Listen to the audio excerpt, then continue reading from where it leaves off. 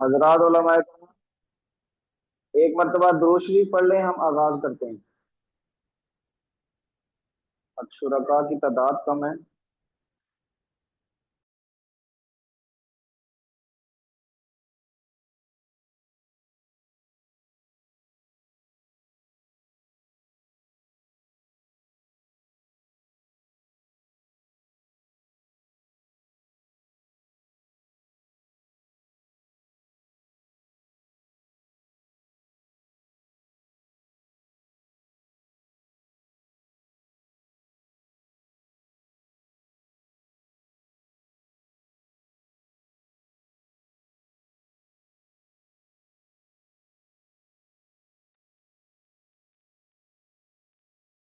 हाँ जी हजरात उलमा कराम, उम्मीद है आप खैर खैरियत से हैं। जरा बताइएगा कि मेरी आवाज़ साफ आ रही है। अस्सलाम वालेकुम रहमतुल्लाहि व बरकातहू। जी उस्ताद मोहतरम साहब आ रही जज़ाकुमुल्लाहु बिल्कुल आवाज खैरन। साफ आ रही है। अच्छा जी।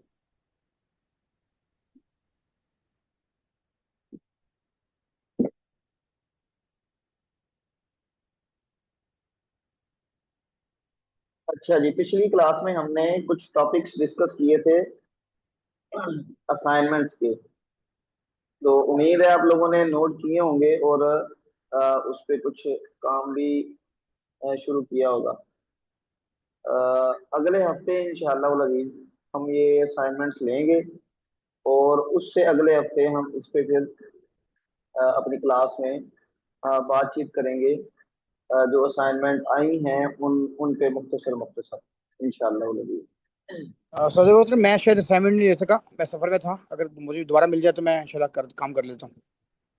अच्छा जी, ठीक है इंशाल्लाह। हमने तरीकाकार ये रखा था कि फीडबैक लिया था कि आपने अभी तक जो तखस्सुस में चीज़ें पढ़ी हैं, उसूल तहकीक में या फलसफे में या दीगर चीज़ों में, तो आपका रुझान किस मौजू की तरफ गया है, यानी आपके दिल में किस मैदान में काम करने की उमंग पैदा हुई है। तो सब लोगों ने अपना अपना बताया था कि हम इस मैदान में जाना चाह रहे हैं। किसी ने इल्हाद का, किसी ने फलसफे का, हदीस का, इस तरह। तो अगर आप भी अब तक का जो आपका इंटरेक्शन है तखस्सुस पे दावा के साथ, और जो चीज़ें आपने अपनी नज़र से गुजार ली हैं, तो उसके बाद आपका कोई रुझान बना है, तो उससे हमें ज़रा आगाह करें, फिर हम उसके हवाले से देखते हैं कि असाइनमेंट क्या बनानी चाहिए। मुझे उस्ताद मोहतरम शेख जायदुर राशिद साहब की हुज्जतुल्लाह बालगा से इश्क हो गया है। अच्छा, माशाल्लाह माशाल्लाह। तो आप मेरा मशवरा ये है, वैसे आप इसमें तब्दीली भी कर सकते हैं, कि इल्मु असरार दीन, इस पे कोई असाइनमेंट लिखें छोटी सी। शाह वलीउल्लाह रहमतुल्लाह अलैह ये उसको ज़रा मुंजबित करके पेश करने वाले हैं, लेकिन जाहिर बात है कि ये इल्म हमारे यहाँ हमारे लिटरेचर में, हमारी रिवायत में, कुरान और हदीस में ये इल्म हमेशा ही डिस्कस हुआ है। इल्म का नाम क्या है सर, दोबारा बताएं, किस पे काम करूं? इल्म दोबारा बताइएगा। सर क्या नाम है साहब, असाइनमेंट का? इल्म इल्म आपने फरमाया आवाज कि आपकी कट रही है। आपने फरमाया इस इल्म का जी नाम है। जी। इस इल्म का नाम क्या बता रहे थे आप, जो असाइनमेंट करनी है? इल्म असरारुद्दीन, असरारुद्दीन, इल्मु असरारुद्दीन, जो हुज्जतुल्लाह का बुनियादी मौजू है, वो इल्म असरार दीन है। यानी दीन के अहकामात, दीन के अहकामात की जो लिम या हिकमतें या असरार, वो क्या हैं। एक तो है ना दीन के हुक्म की इल्लत। इल्लत ये है कि अल्लाह का हुक्म है, या इल्लत वो है कि जो हम उसूल फिक में क्यास करने के लिए निकालते हैं, वो एक अलग चीज है।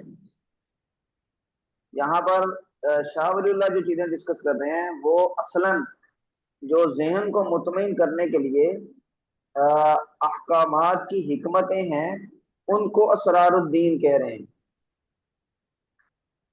समझ गया। मुकदमे में یعنی جو حجت اللہ کا مقدمہ ہے اس میں شاہ ولی اللہ نے اس میں بات بھی کی ہے.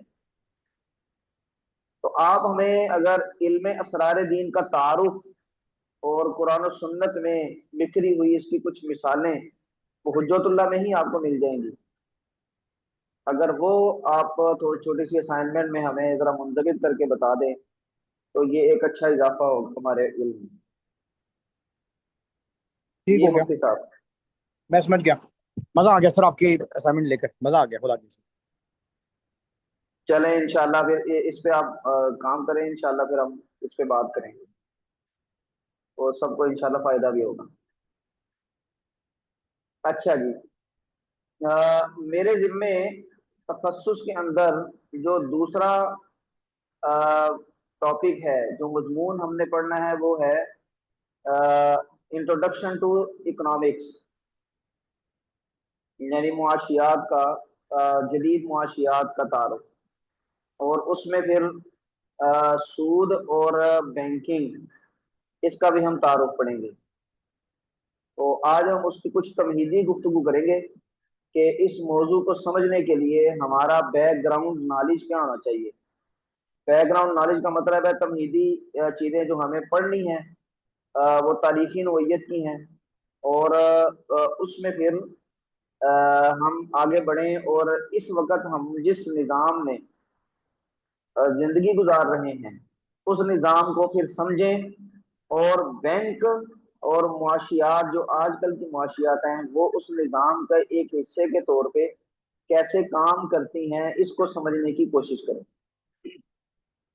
ہمارا یہ جو یعنی موضوع ہے جس پہ ہم آگے کوئی 7-8 لیکچرز میں ان چیزوں کو دیکھیں گے، تو اس کا خلاصہ یہ ہے، یعنی ہمارے ارد گرد جو نظام چل رہے ہیں ان نظاموں کو سمجھنا آج کل کے داعی کے لیے، دعوت کے کام کے لیے انتہائی ضروری ہے.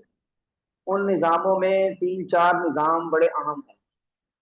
پولیٹیکل سسٹم، سیاسی نظام. مولانا فضل الرحمان صاحب دامت برکاتہم نے وفاق کو یہ تجویز دی ہے کہ جدید سیاسیات پہ کوئی کتاب یہ وفاق کے سلیبس میں شامل کی جائے. یہ بہت عمدہ تجویز ہے. اس سے نظام کو سمجھنے اور اس میں سروائیو کرنے کی کا جو رنگ اور ڈھنگ یہ ہمیں پتہ چلے گا. جب تک آپ نظام سمجھیں گے نہیں تو پھر اس کے ساتھ آپ انٹریکشن کیسے کریں گے.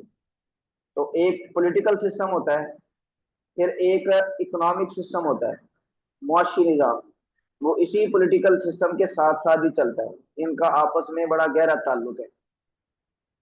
اسی طرح آج کل انسانی حقوق کا تصور ہے، وہ آپ نے استاد گرامی مولانا زاہد الرائج صاحب کی تحریروں میں اس کا بہت زیادہ ذکر سنا ہوگا.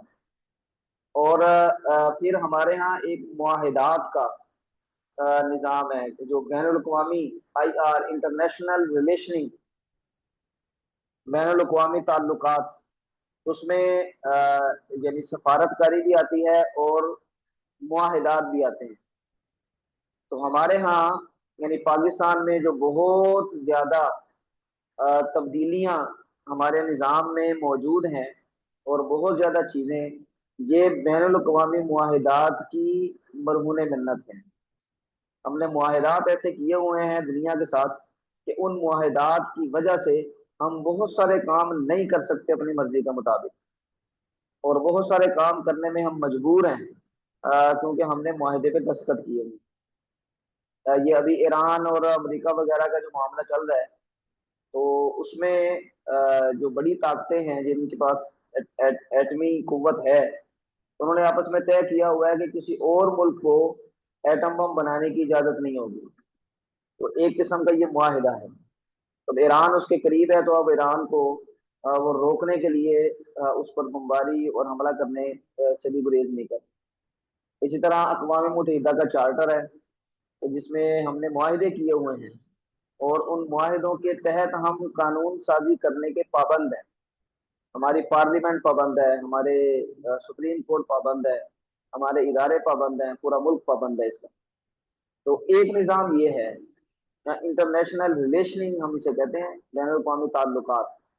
और उसमें सफारतकारी किसके साथ कौन सा ताल्लुक रखना है। अभी अफगानिस्तान पे पाकिस्तान बमबारी कर रहा है, लेकिन एक वक्त आगे हम अफगानिस्तान के पुष्ट पे खड़े थे और जिहाद के नाम पे उनको सपोर्ट कर रहे थे। अ, इंडिया के साथ हमारे सफारती ताल्लुकात कैसे हैं, ईरान के साथ कैसे हैं, दीगर ममालिक के साथ कैसे हैं। तो ये सफारतकारी एक हिस्सा है, और दूसरा मुआहिदात इसका हिस्सा है। हमारा जो मौजू होगा, जो हम इसमें अभी से आज से जिसका आगाज करेंगे, वो इकोनॉमिक सिस्टम है। यानी सिर्फ पाकिस्तान का नहीं, दुनिया का मुआशी निज़ाम कौन सा है, हम इसको समझने की कोशिश करेंगे। और पाकिस्तान भी क्योंकि दुनिया का हिस्सा है और यहाँ पर भी वही निज़ाम चल रहा है, उसी निज़ाम के जो इदारे हैं वो पाकिस्तान में काम कर रहे हैं। उन इदारों में एक इदारा बैंक है। और हम बैंक को क्यों ज़्यादा फोकस करते हैं, क्योंकि बैंक में एक बहुत बड़ा अल्लाह का हुक्म है, वो टूट रहा है। यानी सूद पे लेन लेन देन हो रहा है। तो इस सूद के लेन देन को समझने के लिए हम उन इदारों के स्ट्रक्चर को, उन इदारों की तरकीब को समझते हैं कि जहां पर सूद का लेन देन आमतौर पे होता है। उनमें बैंक भी है, उनमें इंश्योरेंस कंपनियां भी हैं, इसमें और हाउस फाइनेंसिंग वगैरह की कंपनियां हैं। आजकल तकाफुल आ गया है। तो इसको हम देखते हैं मुआशी निज़ाम के एक जुज के तौर पे।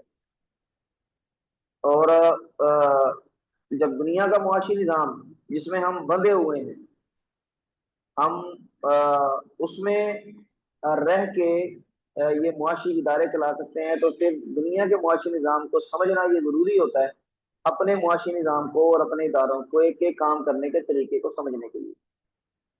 तो इंशाअल्लाह अज़ीज़ हम इस मजमून के तहत इन चीज़ों को समझने की कोशिश करेंगे। तो हम आगाज करते हैं तमहीदी बातचीत में। आज आपके साथ गपशप के अंदाज में करता हूँ। इंशाल्लाह अगली क्लास से हम बाकायदा स्लाइड्स के साथ इस टॉपिक को डिस्कस करेंगे। अच्छा, आप में से कोई अगर बता दे कि जो माल है, माल, इसकी हमारी जिंदगी में क्या अहमियत है। पैसा, माल, कोई नाम दे लें, तो हमारी जिंदगी में इसकी कुछ अहमियत है कि नहीं है।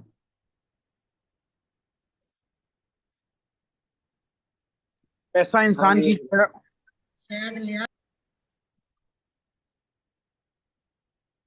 हाँ जी, आपकी आवाज कट रही है मुफ्ती साहब। पैसा, दौलत, यानी जिसे हम मादी चीज कहते हैं, ये इंसान की जिंदगी के लिए बहुत मौसर चीज है।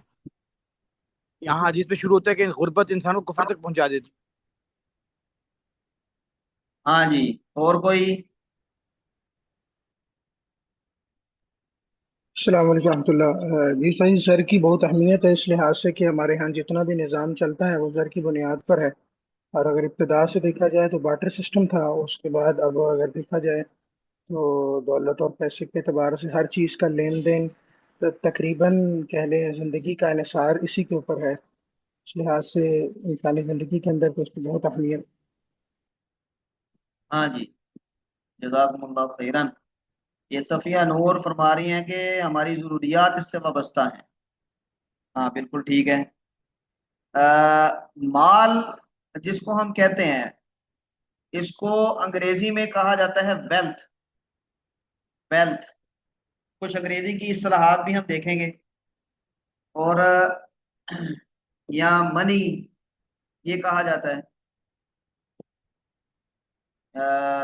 मादी वसाइल होना जरूरी है, बिल्कुल ठीक है। और इसीलिए आप वसल्लम ने ये फरमाया जो मौलाना जवाद साहब फरमा रहे थे कि कादल फख्र अन यकून कुफरा, ये मोहताजगी, फख्र, ये आदमी को कुफर तक ले जाती है। क्योंकि इंसानी ज़रूरियात हैं, वो ज़रूरियात अगर पूरी ना हो तो इंसान की ज़िंदगी का तसव्वुर नहीं है।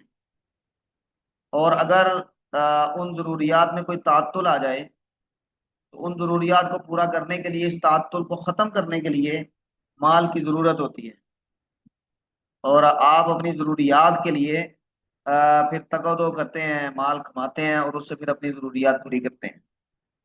اچھا، چلیں اس پہ بھی بات کرتے ہیں تھوڑی سی۔ انسانی ضروریات کیا ہیں؟ کوئی آپ میں سے بتا دیں۔ اگر میں انسان ہوں، میری ایسی کون سی ضروریات ہیں کہ جس کے بغیر میری زندگی کا تصور نہیں ہے؟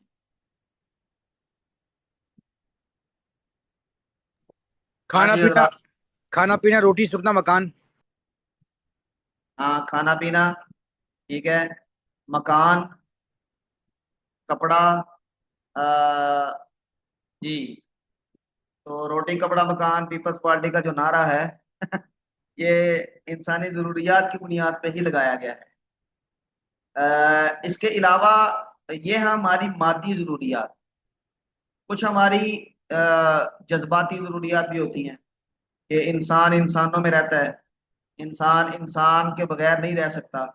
اگر آپ تصور کریں کہ اس دنیا میں سب انسان مر گئے ہیں، میں اکیلا ہی ہوں، تو پھر کوئی زندگی کا تصور اس سے بھی نہیں ہے، بلکہ ان دوسرے انسان بھی ہماری ضرورت ہے۔ اسی لیے اللہ تبارک و تعالیٰ نے قرآن کریم میں اور احادیث میں، آپ صلی اللہ علیہ وسلم شریعت نے ہمیں انسانوں کے ساتھ رہنے کے طریقے سکھائے ہیں تاکہ ہم ایک صحت مند معاشرہ تشکیل دے سکیں، کیونکہ انسان بھی، کسی انسان کا وجود یہ بھی ہماری ضرورت میں شامل ہے۔ بچہ پیدا ہوا تو اس کو ماں کی ضرورت ہے، باپ کی ضرورت ہے۔ تھوڑا سا بڑا ہوا تو اس کو صرف ماں باپ نہیں بلکہ فیملی کے بہت سے دیگر رشتوں کی ضرورت ہے، دادا دادی، نانا نانی، سوسائٹی میں سروائیو کرنے کے لیے۔ اور تھوڑا سا بڑا ہوا تو اسے تعلیم حاصل کرنے کے لیے ضرورت ہے، اور وہ انسانوں سے ہی حاصل کرے گا۔ اور زندگی کی بہت سی ایسی چیزیں ہیں کہ جو ہم دوسرے انسانوں کے بغیر پوری نہیں کر سکتے، اکیلے ہم نہیں کر سکتے۔ تو اس کا مطلب ہے کہ جذباتی طور پہ ہمیں انسان کی بھی ضرورت ہے۔ لیکن جو مادی ضروریات ہیں، کھانا پینا، کپڑا اور مکان، یہ بھی مال کے ساتھ وابستہ ہیں۔ آپ کے پاس مال ہوگا تو آپ ان کا انتظام کر سکیں گے، وگرنہ آپ ان کا انتظام نہیں کر سکتے۔ اسی لیے مال یہ انسان کی پیدائش سے ہی اس کے ساتھ نتھی ہے۔ تو جیسے مولانا جواز صاحب نے کہا کہ پہلے ہم اپنی ان ضروریات کا انتظام کرتے تھے بارٹر سسٹم کے ذریعے۔ بارٹر سسٹم کا کیا مطلب ہوتا ہے کہ چیزوں کے بدلے چیزیں لینا۔ میرے پاس، میں جوتے بنانے کا ہنر جانتا ہوں، میرے پاس جوتے بہت زیادہ ہیں، لیکن مجھے صرف جوتے تو نہیں چاہیے، جوتے کھا کے آدمی کا پیٹ نہیں بھرتا، تو مجھے کھانے کی چیزیں بھی چاہیے۔ تو جس کے پاس کھانے کی چیزیں زیادہ ہیں میں اس کو جوتے فراہم کروں گا، وہ مجھے وہ کھانے کی چیزیں دے گا۔ میرے پاس کھانے کی چیزیں زیادہ ہیں، گندم وغیرہ، تو مجھے لباس خریدنا ہے، لباس چاہیے تو میں کھانے والی چیزیں اس کو دے دوں گا اور اس سے کپڑا خرید لوں گا کیونکہ اس کے پاس کپڑا زیادہ ہے۔ تو انسانوں نے اپنی ضروریات ابتدا میں اس طرح پوری کرنی شروع کی، اس کو کہتے ہیں barter system, goods with goods, چیزوں کے بدلے چیزیں لینا۔ جو چیزیں آپ کی ضرورت سے زائد ہیں آپ کسی کو دے دیں جس کو ضرورت ہے، اور جو آپ کی ضرورت ہیں وہ آپ اس سے لے لیں۔ لیکن یہ والا سسٹم یہ بہت بڑے پیمانے پر انسانوں کی اس ضرورت کو پورا نہیں کرتا۔ پھر آہستہ آہستہ انسانوں نے ایک میڈیم آف ایکسچینج بنایا۔ ایکسچینج کا مطلب ہوتا ہے تبادلہ۔ تبادلہ جس ماحول میں ہو وہ ماحول بنایا، جس چیز کے ساتھ تبادلہ کیا جا سکے، جس چیز کو معیار بنایا جا سکے تبادلوں کا، تو لوگوں نے وہ آپس میں طے کر لی۔ اس کو کہتے ہیں میڈیم آف ایکسچینج، کہ وہ چیز بذات خود مقصود نہیں ہے، لیکن وہ کیونکہ چیزوں کے تبادلے کے لیے ضروری ہے اس لیے وہ ایک قسم کا مقصد بھی بن گئی۔ اور انسانوں نے آپس میں چیزوں کے تبادلے کے لیے جس میڈیم کو ہمیشہ استعمال کیا وہ سونا اور چاندی ہے، جس کو ہم میٹل کرنسی بھی کہتے ہیں، میٹل کرنسی۔ تو میٹل کرنسی میں بہت ساری دھاتیں یہ استعمال ہوئی، لیکن جو ہمیشہ استعمال ہوتی رہی دھات وہ سونا اور چاندی ہے۔ سونا ہم کھا نہیں سکتے، چاندی ہم کھا نہیں سکتے، لیکن چاندی اور سونے کے ذریعے ہم کھانے کی چیز خرید سکتے ہیں۔ یہ کھانے کی چیز خریدنے کے لیے ضروری چیز ہے، اور اسی کے ذریعے ہم چیزوں کا تبادلہ کریں گے۔ جو چیز مجھے چاہیے ہوگی میں اس سے خرید لوں گا، اور جو میرے پاس زیادہ ہوگی میں اس کے ذریعے اس کے بدلے میں بیچ دوں گا۔ تو گڈز ود گڈز سے انسانوں نے ترقی کی آگے میٹل کرنسی کی طرف، اور میٹل کو میڈیم آف ایکسچینج بنا لیا، اور یہ ہمارے ماضی قریب تک جو میڈیم آف ایکسچینج ہے یہ میٹل ہی رہا، یعنی سونا اور چاندی، سونا بنیادی طور پہ اور چاندی اس کے ساتھ بطور معاون۔ اچھا، پھر یہ تقریباً دو سو سال اگر پیچھے ہم جائیں تو اس میں پھر میٹل کی جگہ پہ پیپر کرنسی آئی ہے، نوٹ آیا ہے۔ نوٹ کی ابتدا کیسے ہوئی اس پہ ہم انشاءاللہ بات کریں گے۔ یہ ایک رسید کے طور پہ جاری ہوا تھا، لیکن آہستہ آہستہ اس نے سوسائٹی میں ریپلیس کر دیا، سوسائٹی میں جگہ لے لی میٹل کرنسی۔ میٹل کرنسی میں بہت ساری مشکلات تھیں انسانوں کو، تو انہوں نے پیپر کرنسی میں ان مشکلات سے چھٹکارا یعنی دیکھا، تو انہوں نے میٹل کی جگہ پہ پیپر استعمال کرنا شروع کر دی۔ تو پھر تھوڑا سا مزید ہم ایڈوانس ہوئے تو پیپر کرنسی کی جگہ پہ ڈیجیٹل کرنسی آئی، یعنی جب آپ دھاتیں استعمال کرتے تھے تو جوتا خریدنے کے لیے آپ کو سونے کی اشرفیاں دینی ہوتی تھی یا چاندی کے سکے دینے ہوتے تھے، لیکن جب پیپر آیا ہے تو پھر جوتا خریدنے کے لیے آپ کو نوٹ دینے پڑتے ہیں۔ آج کل بھی ایسے ہی ہے، نوٹ ہماری جیب میں ہوتے ہیں، اور نوٹ لے کر ہم بازار جاتے ہیں، جو ہماری ضرورت کی چیز ہوتی ہے وہ نوٹ دے کر ہم وہ چیز لے لیتے ہیں۔ تو نوٹ یہ میڈیم آف ایکسچینج بنا، لیکن اس میڈیم آف ایکسچینج یعنی نوٹ کو آج کل ریپلیس کر رہا ہے ڈیجیٹل کرنسی۔ ڈیجٹس ڈیجٹس کہتے ہیں اعداد کو، اعداد گنتی۔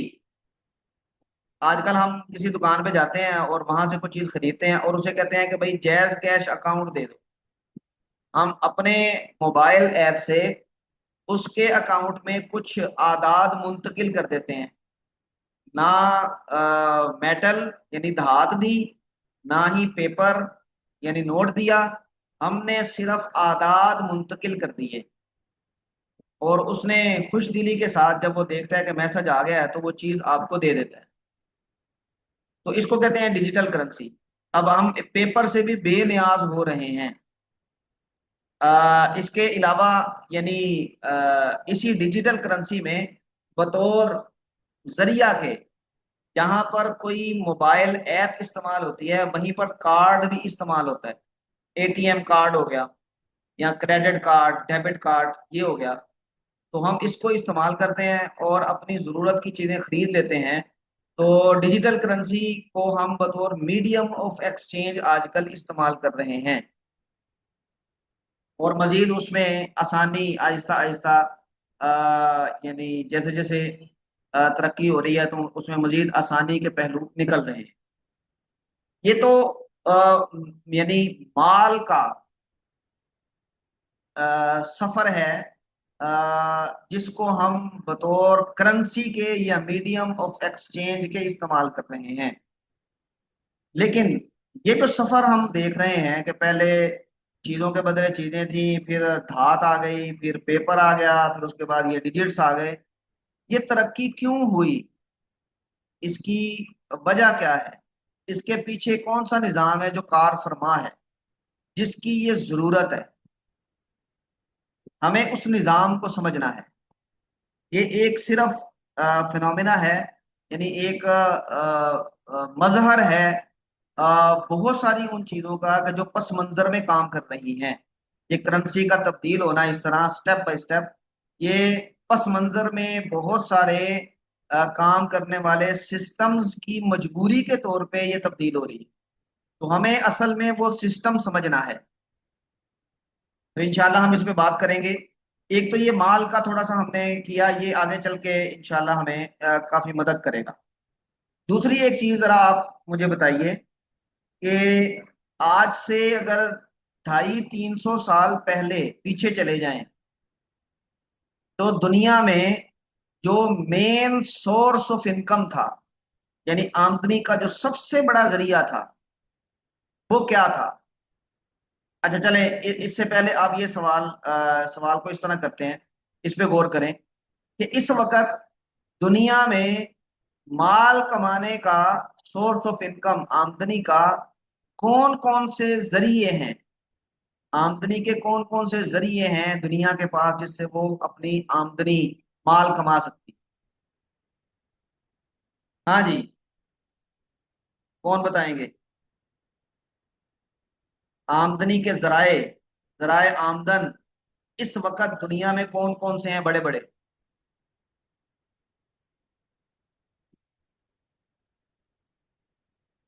ہاں جی حضرات علماء کرام. آٹا، چینی، گھی، آئل. نہیں، یہ آمدنی کے ذرائع ہیں. آپ دکان کو فوکس نہ کریں، ورلڈ مارکیٹ کو فوکس کریں. پیٹرول، دنیا کی سونا، جی چاندی. سونا چاندی یعنی دھاتیں، جی. اور یہ فاسل فیولز ہیں. فاسل فیولز کا مطلب یہ جو زمین سے نکلتا ہے وہ ٹھیک ہے، پیٹرول وغیرہ، پیٹرولیم، اور اجناس. ٹھیک ہے، صفیہ نور کہہ رہی ہیں اجناس، یعنی ایگریکلچر، زراعت.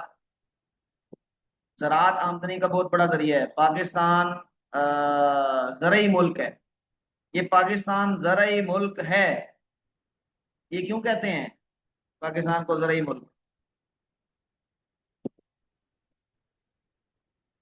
پاکستان کو زرعی ملک کیوں کہا جاتا ہے؟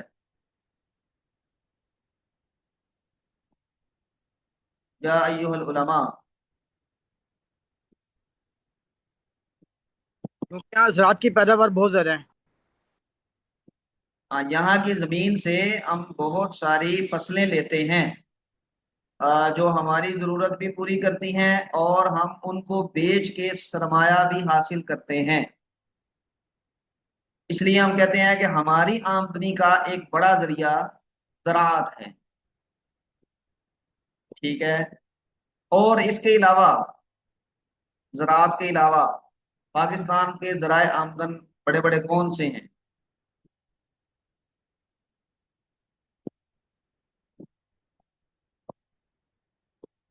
ملازمت، تجارت، زراعت، فری لانسنگ، آن لائن کاروبار، سرمایہ کاری اور جائیداد کا کرایہ. ہاں، یہ چھوٹی چھوٹی چیزیں آپ نے بتائی ہیں، یہ بڑی، ذرا اس کو بڑے کینوس پہ لے کے جائیں، ذرا بڑا فوکس کریں. مثلا زراعت یہ پاکستان کا ایک بڑا ذریعہ آمدن ہے.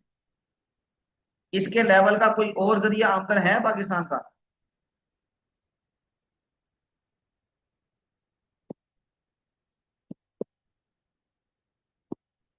ہاں جی علماء کرام. ہاں، صنعت کاری. جزاک اللہ خیرن. صفیہ نور فرما رہی ہے صنعت کاری. صنعت کاری کو ہم کہتے ہیں انڈسٹری. تو آج کل پاکستان اور دنیا، اس کا ایک بہت بڑا ذریعہ آمدن یہ انڈسٹری ہے. اور اس انڈسٹری کے نیچے بہت ساری چیزیں آتی ہیں، بلکہ ساری چیزیں آتی ہیں. مثلا دفاعی انڈسٹری، یہ ٹینک بنانا، جہاز بنانا. پاکستان آج کل وہ JF تھنڈر 17 بنا رہا ہے، اور دنیا اس میں دلچسپی لے رہی ہے. تو یہ پاکستان کا ایک بڑا ذریعہ آمدن بنے گا، بنا ہوا ہے کہ ہم جہاز بنا کے دنیا کو فروخت کریں گے. تو یہ دفاعی ساز و سامان کی بہت بڑی انڈسٹری ہے جو دنیا کا ذریعہ ہے آمدن. اسی طرح انڈسٹری میں اور بہت ساری چیزیں ہیں کہ جو ہم یعنی انسانوں کو سہولت فراہم کرنے کے لیے، ان کی ضرورت پوری کرنے کے لیے بناتے ہیں، اور پھر اس سے ہمیں آمدنی آتی ہے. ہماری ٹیکسٹائل انڈسٹری، پاکستان کی ٹیکسٹائل انڈسٹری، کپڑا بنانے کی، یہ فیصل آباد وغیرہ میں بڑے بڑے کارخانے ہیں، اور ہم بنا کے دنیا کو فروخت کرتے ہیں، تو وہاں سے ہمیں آمدنی آتی ہے۔ تو دو بڑے ذرائع آ گئے، ایک زراعت، یہ بہت بڑا ذریعہ آمدن ہے دنیا کا اس وقت بھی، اور دوسرا انڈسٹری، یہ بہت بڑا ذریعہ آمدن ہے۔ اور آج کل تیسرا ایک ذریعہ ہے جس کو ہم فری لانسنگ یا آئی ٹی یہ کہتے ہیں۔ ہمارا جتنا پورے ملک کی آمدنی ہے، انڈیا صرف آئی ٹی سے اتنے پیسے دنیا سے کما رہا ہے، اربوں ڈالر وہ کماتے ہیں، اربوں ڈالر آئی ٹی سے۔ وہاں کے لوگ آبادی ان کی بڑی ہے، وہ ان چیزوں میں سافٹ ویئر، ویب سائٹ، یہ وہ بہت سارے پیسے کماتے ہیں۔ تو اس کو ہم کہتے ہیں آئی ٹی انڈسٹری، یہ بھی انڈسٹری کا ایک حصہ ہے۔ اور اسی طرح ایک بڑا سورس ہے ہمارے ہاں، یعنی جو بنیادی سورس ہیں وہ یہی ہیں دو، زراعت اور انڈسٹری، ایگریکلچر اور انڈسٹری۔ اچھا، اب یہ اگر آپ نے ابھی اس وقت کا تھوڑا سا ہم نے اندازہ لگایا، تو آپ اب اس سوال کا جواب دیں کہ اگر آج سے 300 سال پیچھے چلے جائیں تو اس وقت دنیا کا سب سے بڑا ذریعہ آمدن کیا تھا؟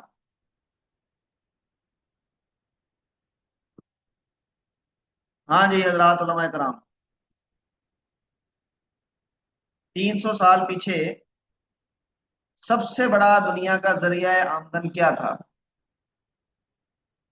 تو صفیہ نور فرما رہی ہیں کہ زراعت، ایگریکلچر، بالکل ٹھیک کہا۔ آج سے 250-300 سال پیچھے چلے جائیں تو دنیا کا سب سے بڑا ذریعہ آمدن یہ زراعت تھا، ایگریکلچر۔ اور پیچھے بہت دور تک آپ جائیں، یعنی آپ صلی اللہ علیہ وسلم کے زمانے میں، اس سے بھی پیچھے حضرت عیسیٰ علیہ السلام کے زمانے میں، اس سے بھی پیچھے، جو معلوم تاریخ ہے، انسانوں کا جو سب سے بڑا ذریعہ آمدن رہا ہے وہ زراعت ہی رہا ہے۔ اسی لیے ہم یہ 250-300 سال پیچھے والا جو ہمارا دور ہے انسانوں کا، ہم اس کو دنیا کا ایگریکلچرل پیریڈ کہتے ہیں۔ ایگریکلچرل پیریڈ یعنی دنیا ایگریکلچر یعنی زراعت سے اپنی ضروریات پوری کرتی تھی۔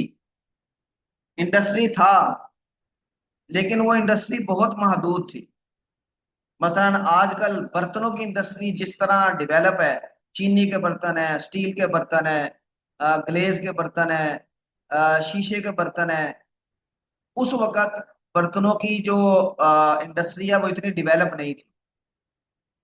اسی طرح یہ کپڑے انسانوں کی ضرورت ہے، اس کی انڈسٹری جس طرح آج ڈیولپ ہے اور اس میں مختلف ورائٹیز ہیں، تو اس وقت تھیں لیکن وہ اس طرح نہیں تھی جس طرح کے آج ہے۔ تو وہاں پر انڈسٹری بھی تھی لیکن industry second source of income کے طور پہ تھی، اور زراعت سے اس کا مارجن بہت کم تھا۔ جو انڈسٹری سب سے زیادہ معاشرے میں یعنی جس کا چلن تھا، اس کا تعلق بھی زراعت کے ساتھ ہی تھا۔ آپ اگر کسی گاؤں میں دیکھیں تو گاؤں میں مختلف برادریاں ہوتی ہیں، مختلف طبقے ہوتے ہیں۔ تو ہمارے ہاں پنجاب میں آج بھی گاؤں میں عام طور پہ جو تقسیم ہے انسانوں کی، وہ دو طبقات میں ہے، ایک ہے چودھری اور دوسرا ہے کمی۔ تو آپ ایسے کوئی بتا سکتا ہے کہ چودھری اور کمی، ان میں سے سوسائٹی میں زیادہ قابل عزت کون سمجھا جاتا ہے؟ چودھری کے کمی؟ کاما؟ چودھری سمجھا جاتا ہے، بالکل ٹھیک ہے۔ تو وہ کیوں سمجھا جاتا ہے؟ چودھری صاحب کیوں سمجھے جاتے ہیں زیادہ باعث عزت؟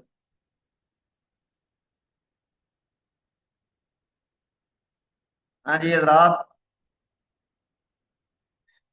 ان کے پاس زمین ہے، زراعت ہے ان کے پاس، اور کمی اس کو کہتے ہیں کہ جو زراعت کی ضروریات پوری کرنے کے لیے مختلف کام کرتا ہے. مثلا لوہار ہے، وہ زراعت کی ضروریات ہے کہ اس کو کاٹنا ہے، اس کو مشین چاہیے، یہ وہ، تو وہ لوہار وہ کام کرتا ہے.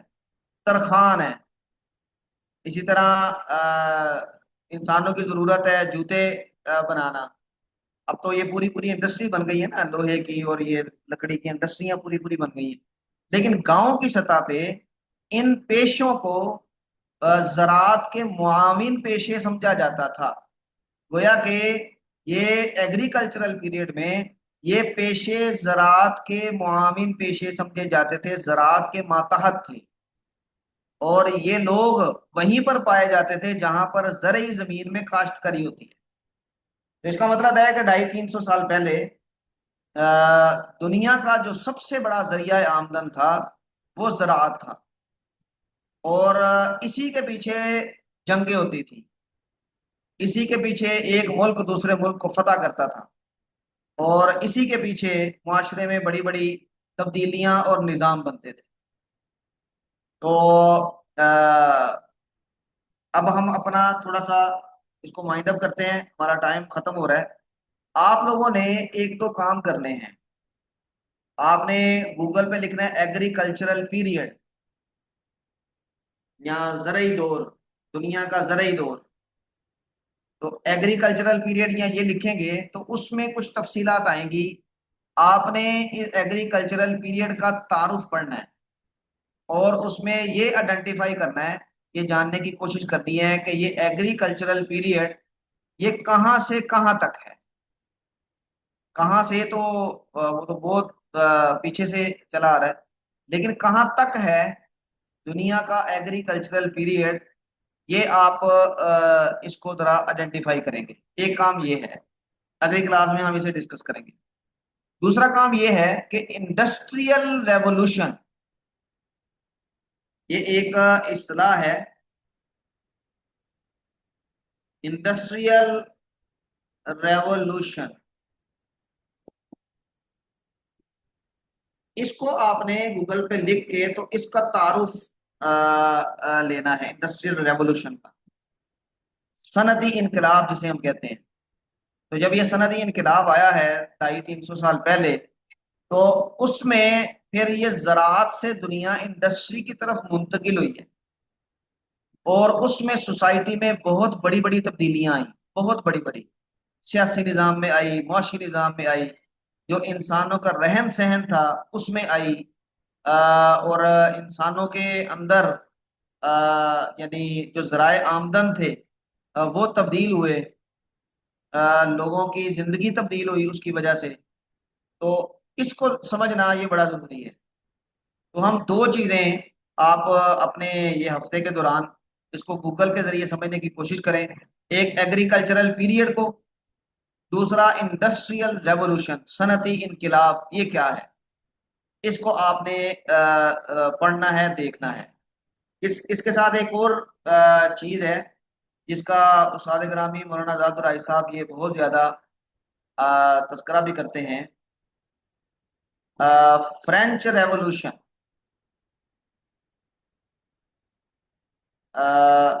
فرینچ ریولوشن، انقلاب فرانس. اس کو سمجھنا بھی انتہائی ضروری ہے اس وقت جو ہم جس نظام میں زندگی گزار رہے ہیں ان نظاموں کو سمجھنے کے لیے. تو یہ تین چیزیں ہو گئیں. آپ نے ان تین چیزوں کو وقت نکال کے تو گوگل سے سرچ کر کے اس کو سمجھنے کی کوشش کرنی ہے، ان کا تعارف دیکھنا ہے. ایگریکلچرل پیریڈ، انڈسٹریل ریولوشن اور فرینچ ریولوشن، انقلاب فرانس. اس کو آپ دیکھیں گے تو اس سے پھر ہم تبدیلیاں سمجھیں گے جو سوسائٹی میں آئی تھیں، اور پھر ان کو مرحلہ وار اپنے دور تک لائیں گے. ہمیں اپنے دور کا نظام سمجھنے کی میں مدد ملے گی، اور پھر اس نظام کے اندر ہمارے معاشی ادارے کیسے ورک کرتے ہیں ہم یہ سمجھیں گے. اور پھر آخر میں ہم یہ دیکھیں گے کہ ہمیں ان معاشی اداروں کی ورکنگ پہ اعتراضات کیا ہیں بطور مسلمان کے. ایک شرعی یعنی شریعت کے نقطہ نظر سے ہمیں ان پہ کیا اعتراضات ہیں. ہم پھر ان اعتراضات کو سمجھ کے ان کا متبادل کیا پیش کر رہے ہیں دنیا کے سامنے، اس کو سمجھیں گے کہ ہم کون سا معاشی نظام دنیا کو پیش کر رہے ہیں، اس دعوے کے ساتھ کہ جس نظام میں تم زندگی گزار رہے ہو یہ انسانوں کے لیے مفید نہیں ہے۔ جو نظام ہم تمہیں دے رہے ہیں یا اس نظام میں جو تبدیلیاں ہم تجویز کر رہے ہیں، ان تبدیلیوں کے کرنے کے بعد یہ نظام دنیا کے لیے، انسانوں کے لیے زیادہ مفید ہوگا۔ آخر ہمارا اختتام یہاں پہ ہوگا انشاءاللہ، تو اس میں ہم بینکنگ بھی پڑھیں گے اور دیگر ادارے بھی پڑھیں گے انشاءاللہ عزیز۔ تو آپ کا آج کا جو کام ہے اگلے ہفتے کے لیے، وہ ان 3 چیزوں کو سمجھنا ہے۔ اپنی اسائنمنٹ بھی مکمل کریں، اللہ تعالیٰ خیر کرے، اور تھوڑا سا وقت چاہے روزانہ ایک موضوع لے لیں، 5-10 منٹ آپ کے لگیں گے کسی ایک کو سمجھنے کے لیے، تو ان کو ذرا اچھی طرح سمجھنے کی کوشش کریں، اس کی بنیاد پہ ہم بات آگے بڑھائیں گے۔ ہاں جی، اب یہاں تک کسی کا کوئی سوال ہو تو بتائیے۔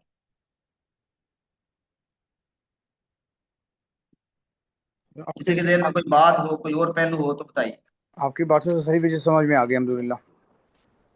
اچھا جی، انشاءاللہ عزیز، اللہ تعالیٰ آپ کو خوش رکھے۔ انشاءاللہ پھر ہم اگلی کلاس میں یہاں سے بات آگے چلائیں گے، کچھ سلائیڈز بھی میں آپ کے ساتھ شیئر کروں گا ان کے ساتھ انشاءاللہ۔ نہیں، ان کی اسائنمنٹ نہیں لکھنی، ان میں آپ نے کچھ نہیں لکھنا، صرف اس کو پڑھنا ہے اور سمجھنے کی کوشش کرنی ہے۔ جب آپ اسے پڑھیں گے تو بہت سارے سوالات آپ کے ذہن میں پیدا ہوں گے، اگر وہ سوالات آپ کر سکیں، یعنی نوٹ کر کے، تو ان سوالات کو کلاس میں ڈسکس کر سکیں تو یہ بڑا مفید ہوگا ہمارے لیے انشاءاللہ۔ ہاں جی، کسی کے ذہن میں اور کوئی بات ہو تو فرمائیں، وگرنہ پھر یہاں پہ ہم کلاس مکمل کریں۔ جزاک اللہ۔ اللہ تعالیٰ آپ کو خوش رکھے۔ ٹھیک ہے، اگلی کلاس میں ملاقات ہوگی۔